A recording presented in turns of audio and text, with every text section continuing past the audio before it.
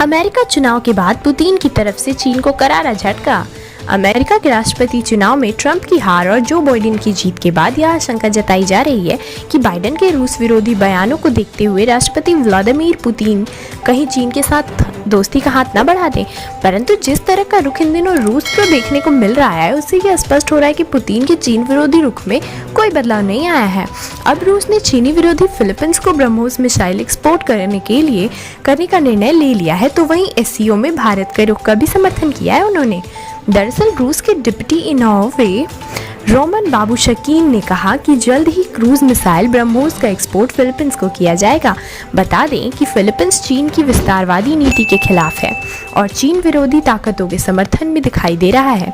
ऐसे समय में चीन विरोधी फिलीपींस को ब्रह्मोस देकर रूस ने उसे और मजबूत करने की दिशा में संकेत दिया है और चीन को बिल्कुल भी रास नहीं आएगा। ये मलीना ने बीजिंग को यह स्पष्ट कर दिया है कि दक्षिण चीन सागर में अपने खनिज पदार्थों की उत्पत्ति करने के लिए फिलीपींस इस तरह की हेकड़ी बर्दाश्त नहीं करेगा।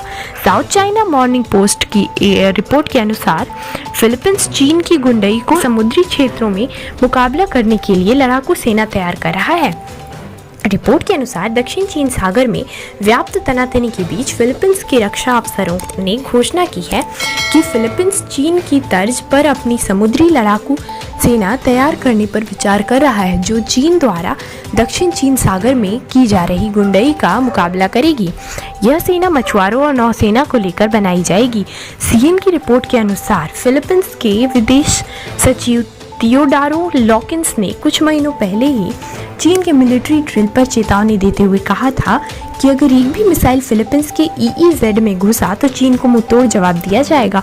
अगर ऐसे में फिलीपींस के पास ब्रह्मोस मिसाइल होगी तो वह चीन को तो कई गुना अधिक नुकसान पहुंचा सकेगी।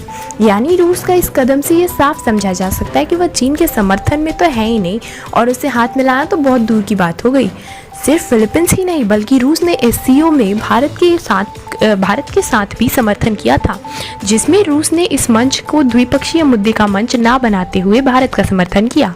रूस के डिप्टी इनोवे रोमन बाबुशकीन ने कहा कि यह चार्टर का बुनियादी हिस्सा है कि द्विपक्षीय मुद्दों को एजेंडा में नहीं लाया जाएगा। बहुपक्षीय मंचों की प्रगति के लिए इसे टाला जाना चाहिए। एससीओ का गठन वैश्विक वित्तीय क्षेत्र के मुद्दों को हल करने के लिए बनाया गया था। हमें उम्मीद है कि भारत पाकिस्तान द्विपक्षीय मुद्दों से बचना चाहिए और ऐसी घटनाएं सामने नहीं आनी चाहिए। इससे पहले रूस ने एससीओ में पाकिस्तान को कश्मीर का मुद्दा उठाने से रोका था। जिस तरह से चीन ने पाकिस्तान की मदद करते हुए कश्मीर के मुद्दे को कई वैश्विक मंचों से उठाने के लिए प्रेरित किया था, उसे देखते हुए रूस का यह कदम चीन के खिलाफ ही माना जाना चाहिए।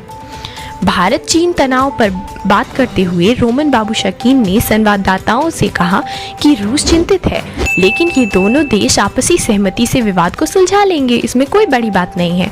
उन्होंने आगे आकर ये भी कहा कि ब्रिक्स और एससीओ जैसे समूहों पर इसका असर कभी नहीं पड़ने देंगे, लेकिन सदस्यों के हित में यही है कि वे ऐसे वैश्विक संगठनों में तनाव को ना ही लाएं।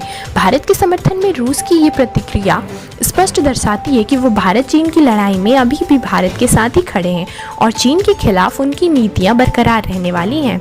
आज अमेरिका में सत्ता परिवर्तन और रूस विरोधी राष्ट्रपति के सत्ता में आने के बाद भी रूस को अगर किसी का समर्थन करने की आवश्यकता पड़ती है तो वो भारत और जापान जैसे ही देश होंगे, ना कि चीन और पाकिस्तान। मौजूदा जियोपॉलिटिक्स में कुछ स्वीकार्यता हासिल करने के लिए पुतिन को उन प्रमुख अमेरिकी सहयोगों के साथ रिश्ते को नई ऊंचाई देनी होगी जो चीन के भी प्रखर विरोधी हों। ऐसे में क्रेमलिन के सामने दो एशियाई दिग्गजों का विकल्प बनता है, यानी भारत और जापान के साथ सहयोग करना। भारत, जापान, चीन और अमेरिका से जुड़ी सभी बड़ी खबरों को सबसे पहले पाने के लिए मॉर्निंग न्यूज़ को सब्सक्राइब करें। हमारे चैनल पे आई वीडियोस को लाइक और ज़्यादा से ज़्यादा शेयर करें। हमारी वीडियोस पे कमेंट करें। Thanks for watching our video.